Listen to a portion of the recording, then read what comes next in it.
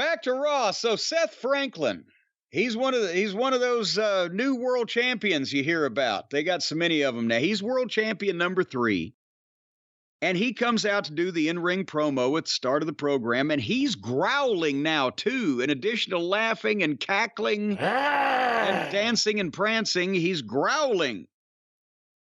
And it's been 2 years since there's been a World Heavyweight Championship match on Raw, even though that 2 years ago his title did not even exist, but nevertheless, we get the point.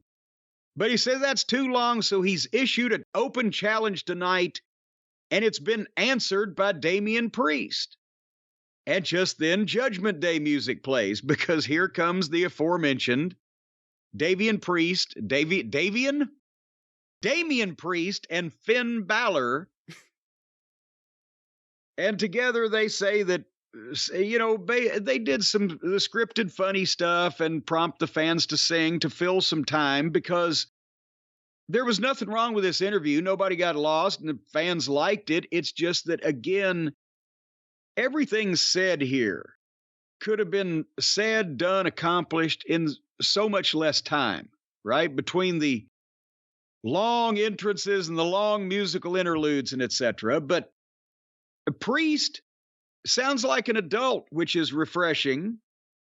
And the way he did his promo, it was a babyface promo.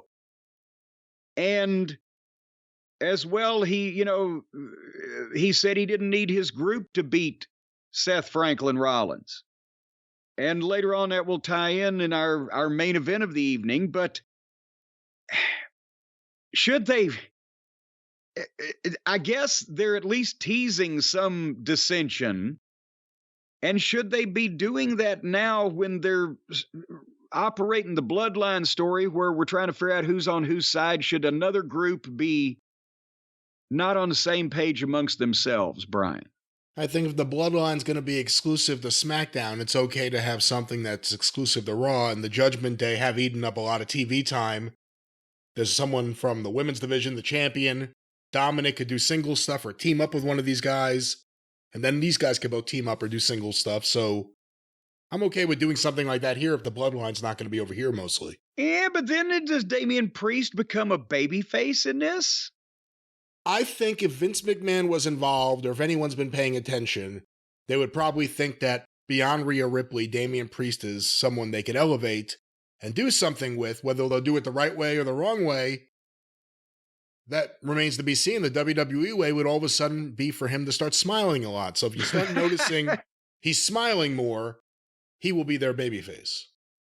Well, the thing is, I'm thinking, as you said, if they are paying attention, they see him as a guy they need to elevate. But I think it would be as a top heel more longer, and then it should be. But nevertheless, again, this wasn't bad, just a little long.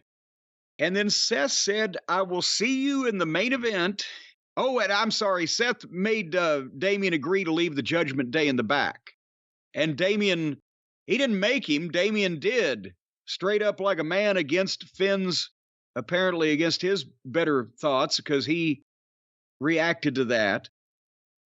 So Judgment Day will be in the back. It's going to be one-on-one. And Seth said, "See you in the main event." And I swear to God, what is that Monty Python routine? The Ministry of Funny Walks?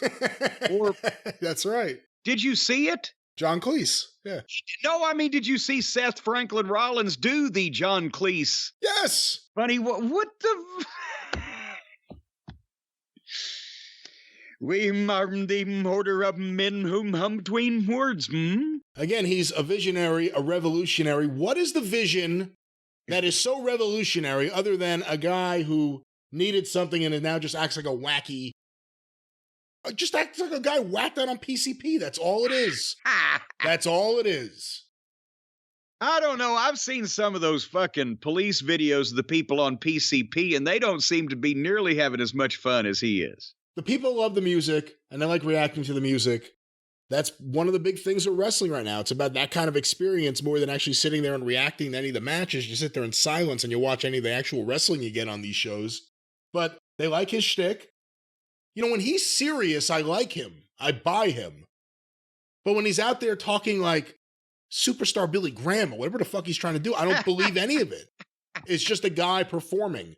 Billy Graham, you believed, was kind of this, this guy who thought he was bigger than life. Look at him. He kind of was this guy who thought he was bigger than life. I don't buy it from Franklin. Franklin ain't selling you, huh? Nope. Is he selling you?